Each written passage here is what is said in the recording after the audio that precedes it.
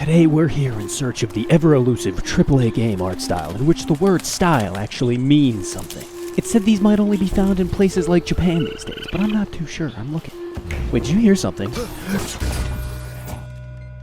That was bright as hell, man. Where the hell did I end up? Oh, wait, we're in Valorant. Wait, that's a game with some style, right? The characters all have these interesting and cool silhouettes. You know, you got fun outfits. There's a good use of colors and vibrancy. Wait a minute. Wait, this isn't Valorant. This is Spectre Divide. And you can tell because it's just trying to go for the whole Valorant thing, but just without this.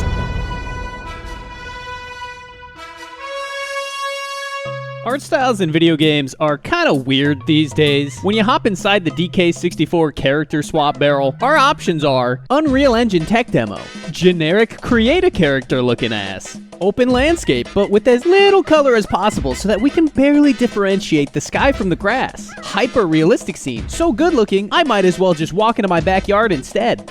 Alright, okay, yeah, there's nothing inherently wrong with the hyper realistic art style. I'm sure tons of people really rock with it in games, and hell, clearly it worked for Black Myth Wukong here. But man, wouldn't it just be so much cooler if the style that became the standard were closer to some stuff like this?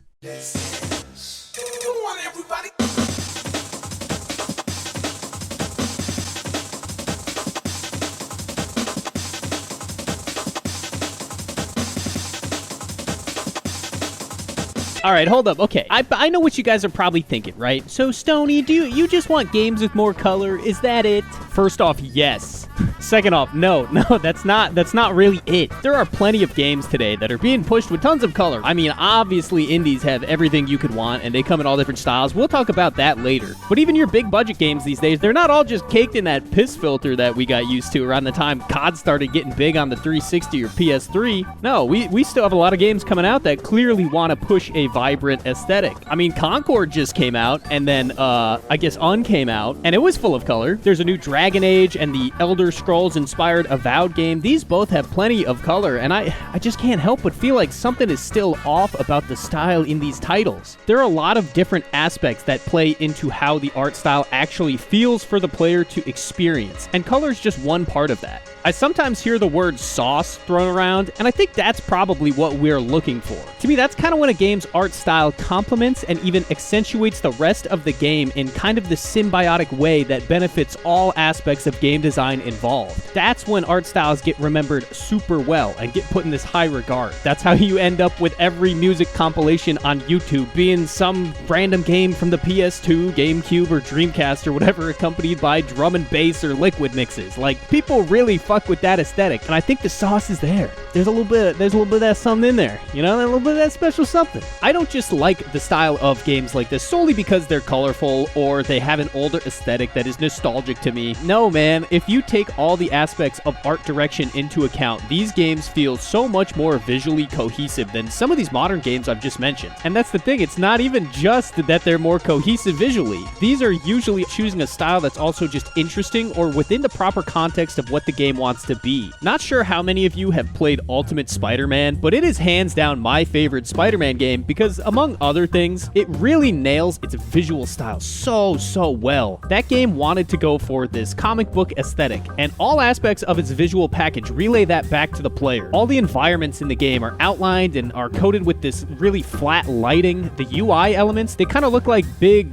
bold font that you would find in a comic book. All of the cutscenes in the game and even some in-game details, these are showcased in this panel style approach, and this all just comes together so elegantly. I think a massive issue that a lot of these AAA games have now that try pushing hard into this high fidelity look is this balance of how they actually try to incorporate the more stylized elements. Let's take Dragon Age here. We've clearly seen from the marketing and from the general presentation of the game that they want something a bit more vibrant fantasy rather than kind of the darker aesthetic that they had going in older games. But this game, like many others, Colors has this issue where I would say a good like 80% of the actual art assets that make up the world around you are these hyper-realistic looking rocks or other structures that have really high quality shadows, like realistic reflections off them. You've got ray trace lighting and all that stuff, right? It gets to this point where most of what I'm actually seeing on screen, it's kind of these assets that end up feeling like they could be from any type of Unreal Engine pack from like the marketplace. Like these could easily be used across a wide range of games and they would not really feel out of place. These elements are just not stylized enough to match the rest of the game's features, like the characters or the UI, right? Like you have these characters here which look stylized and they feel like they don't fit in at all, besides maybe in a few specific locations or cases. And then mix that with like the visual effects and the UI elements that these also look done in different ways. Like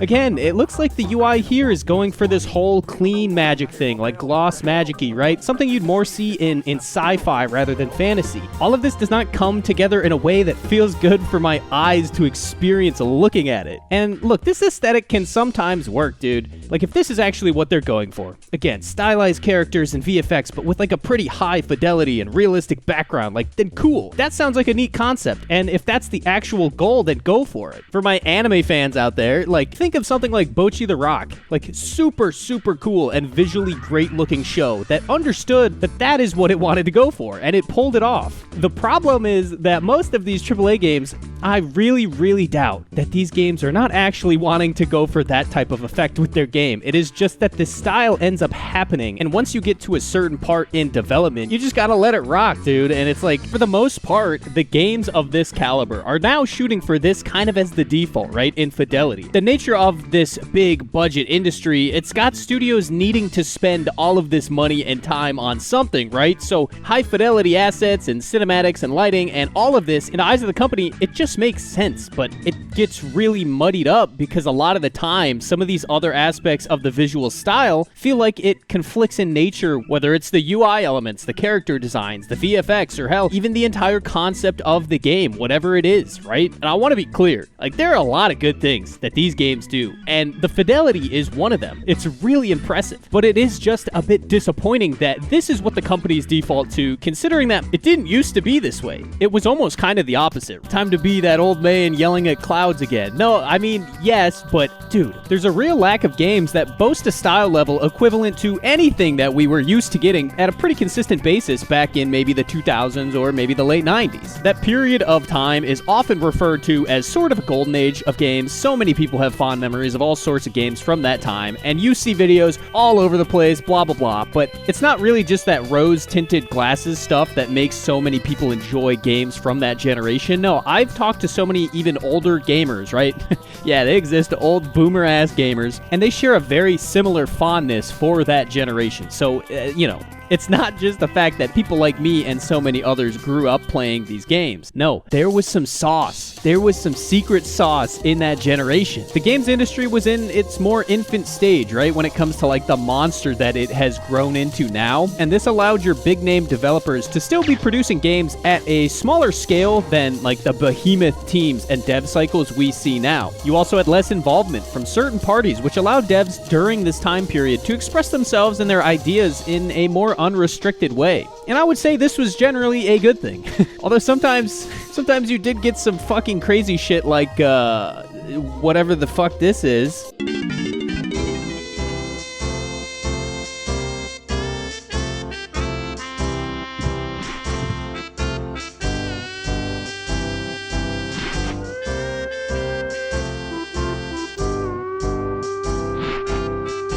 For real though, Rare, what the fuck is this shit, bro? Why does the girl gorilla have massive bonkers talking about all sorts of, oh, let me play your instrument? Dude, this is a kid's game. Anyway, because of limitations, games were specifically directed in ways that made so much more sense for their art styles. Like, hey, we've got this game idea that contains tons of classic Disney characters, right? Disney movie characters. And oh, there's also gonna be some Final Fantasy shit in the mix here. Cool, let's have an art style centered around a colorful palette, expressive worlds that focus on stylized assets, stuff like you'd see in these animated movies. And oh yeah, get all sorts of these fun character outfits that show off some of that Final Fantasy swag, like chains and baggy clothes and multi-layered clothing and all that. Oh, what's that? You guys want to make a game about exploring a foreign alien environment as this, like, badass, sleek, armored superhuman? Sweet. Yeah, let's go with light purples, deep, vast sightlines of space and stuff, like glowing chrome textures, and, we'll spice it up with occasional human elements like trees and grass and beaches and all that, but, like, we're still gonna keep it futuristic and vibey and kind of eerie, right? Side note here. Perfect example that happened in the process of making this video. So a bunch of new Halo information came out with the studio rebranding and moving to Unreal. As cool as it is they're moving to Unreal, like, I think that's probably a good step for them. I can't help but think that, like, they still don't get this whole style thing, Like, sure, these Unreal Engine shots, these look visually very high fidelity, but, dude, like, the environment they're showing here, it's so much more similar to, hey, we're taking a walk through, like, a park in the Pacific Northwest, instead of this crazy alien structure full of, like, mystery and mystique. The style that they are showcasing here does not come off in a way that gives me confidence. Anyway, think of all the fun, unique styles that we used to get as PlayStation staples. We had Ape Escape, Jak and Daxter, Gravity Rush, Sly Cooper. None of these exist anymore, and there's, like, only that heavy push for the high budget stuff instead. And it's not just Sony that's like this, it's mostly anything. Like, if a new project in, like, the non-indie space is being greenlit, it's going to be this big budget, high fidelity affair. Like, let me think, I can almost guarantee you that this Wonder Woman game coming out, or this Black Panther and Captain America, or I think there's an Iron Man game too. Like, all of these are things that are supposed to be coming out. I know, superhero fatigue be damned, I guess, but there's just no shot any of these are going to have a style choice similar to what, like, Ultimate Spider-Man was. Like, this is just not something that the state of the industry affords them being able to do. And while the current climate of, like, big budget and mass production teams, they've played this huge role in the lack of games that, look like these, there is something else kind of important here that doesn't really get talked about nearly as much.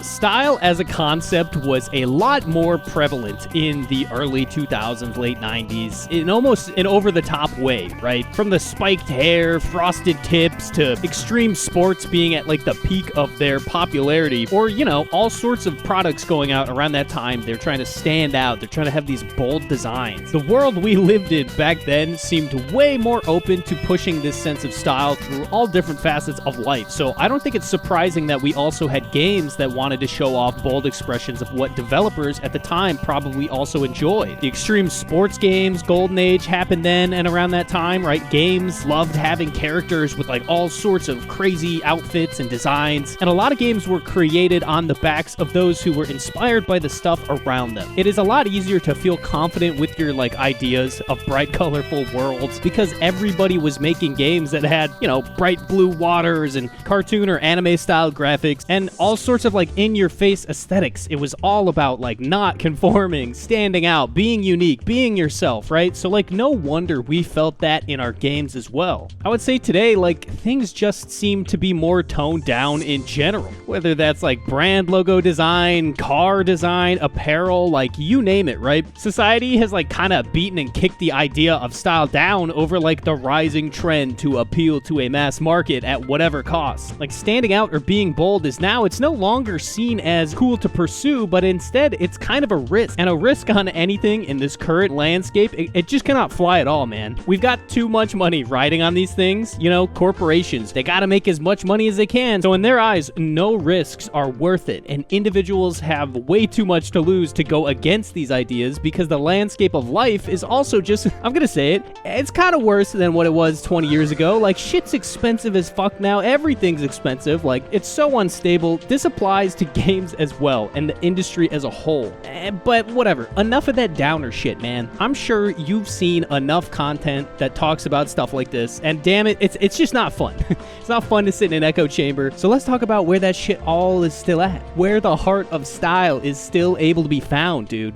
That's with the motherfucking indies. Indies are where games art styles are mostly entirely crafted to fit the overall vision of the game. If there is an art style that you can remember enjoying, I am sure you will be able to find a game dev who has also really fucked with that style and decided to make a game in appreciation for it. You've got old school eraser type games, right? With like the PS1 N64 aesthetic. You have all sorts of N64 platformers now. You've got a massive abundance of super high quality pixel art games. You've got stuff that channels the energy of like Halo 1's initial eerie space vibe. Like, it's actually incredible how many options we have out there now. Game dev has gotten more and more accessible through the easy access of like game engines and there being loads of resources out there for everyone. I'm telling you, man, real passion projects are coming out all the time, and it is really just up to you to find them. Because, dude, when you do, and you find that one game that hits all the notes in your mind for its like visual style, and it has gameplay and the rest of the stuff nailed, dude, playing some shit like that, that is truly what it's all about.